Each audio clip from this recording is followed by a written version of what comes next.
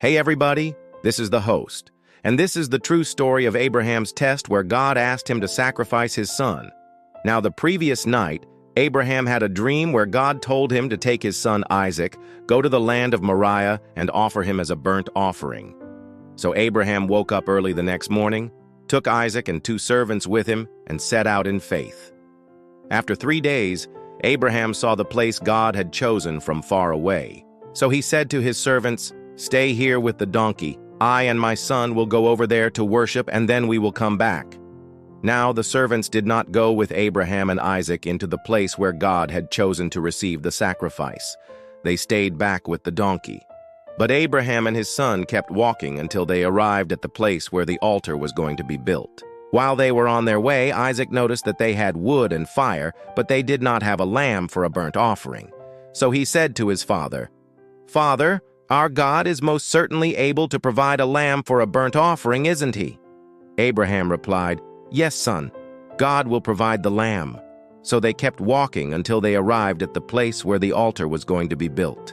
And there Abraham built an altar, arranged the wood, and bound Isaac his son, and laid him on the altar on top of the wood. Then Abraham reached out, took the knife, and was about to kill his son. At that very moment, the angel of the Lord called out to him and said, "Do not, Abraham, do not lay your hand on the boy or do anything at all to him. For now I know that you are God-fearing, since you have not withheld your son, your only one, from me." Then Abraham looked up and saw a ram caught in a thicket by his horns. And Abraham went and took the ram, offered him up for a burnt offering instead of his son. Then the angel of the Lord called out to Abraham a second time, while he was offering up the ram, and said, "By this I swear, declares the Lord, that because you have obeyed my voice, I will surely bless you. And I will surely multiply your offspring as many as the stars in the heavens, and as the sand which is on the seashore. And your offspring shall possess the gate of his enemies, and in your offspring all the nations of the earth shall be blessed. Because you have obeyed my voice, this thing shall not be a reproach among the nations, nor shall it be a stumbling block any more to the house of Israel. But you shall say to them, 'It is here, the place where they looked after me and found me. Truly I am what I was looking for.' Then Abraham called this place, 'The Lord will provide,' as it is said to this day, 'In the mount of the Lord it shall be provided.'" Genesis 22:14-18, 21-23. I know that this story has probably been told to you before, but today I want to focus on Abraham's faith. You see, Abraham's faith was tested when God told him to sacrifice his only son. I mean, if anybody had the right to question God, it was Abraham. He had been through so much to get to this point. He left his family, his friends, his country, and his possessions to follow God's voice into the unknown. And now he had put his whole heart and soul into raising this son. And now God was telling him to kill him. But Abraham didn't question God.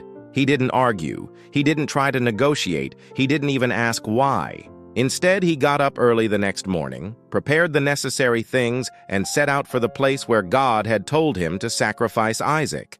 Now you might be thinking, well, how could Abraham just kill his son without any hesitation? Well, let me tell you, Abraham did hesitate. In fact, he hesitated so much that he almost didn't make it. You see, earlier in the text, it says that Abraham was a man who feared God. Now, the Hebrew word for fear used here is the word yareah, which means to fear in the sense of reverence.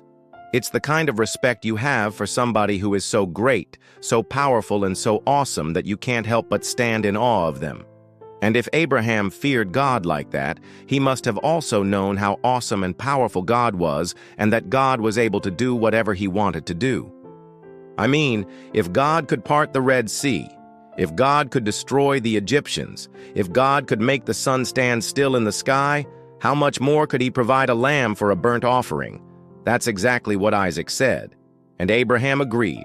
So what we see from this story is that Abraham trusted in God's promises.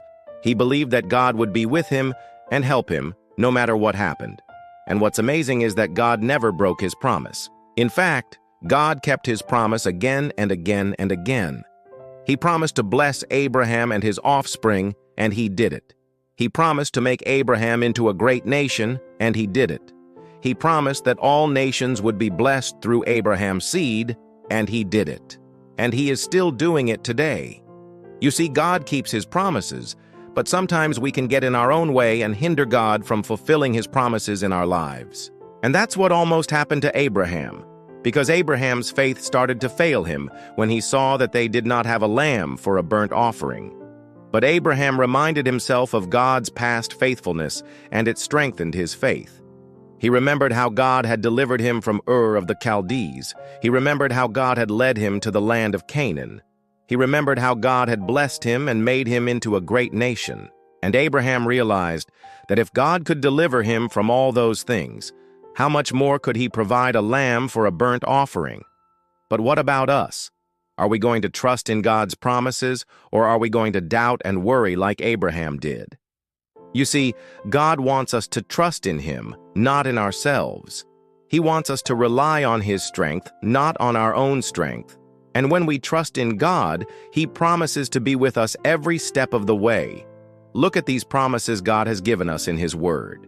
Trust in the Lord with all your heart, and lean not on your own understanding. In all your ways, submit yourselves therefore to God. Resist the devil, and he will flee. Resist not the Spirit, but resist the work of the flesh, for the flesh lusts, wars against the Spirit. And the Spirit, if he carries within him, lusts against the law. And these things, if they abound in you, they do indeed bear witness to what you are. For you are not children of the flesh, but by the will of God you are children. Therefore resist the devil, the accuser of our brethren, and let him flee. Resist not, therefore, but resist the work of the flesh, and you shall be free. James 4:5-7, 17-18. These verses show us that God wants us to trust in him completely. He doesn't want us to lean on our own understanding or our own strength. He wants us to surrender everything to him and let him lead us. And when we do that, we can experience true freedom and victory. So I encourage you today to trust in God's promises. Believe that he is with you and he will help you. Surrender everything to him and let him lead you. Resist the temptation to doubt or to worry and believe that God will make a way for you where there seems to be no way. Thank you for watching. I hope this message has been a blessing to you, and I invite you to share it with others. If you enjoyed this message, I also invite you to check out other videos and subscribe if you haven't already. May God bless you and keep you always.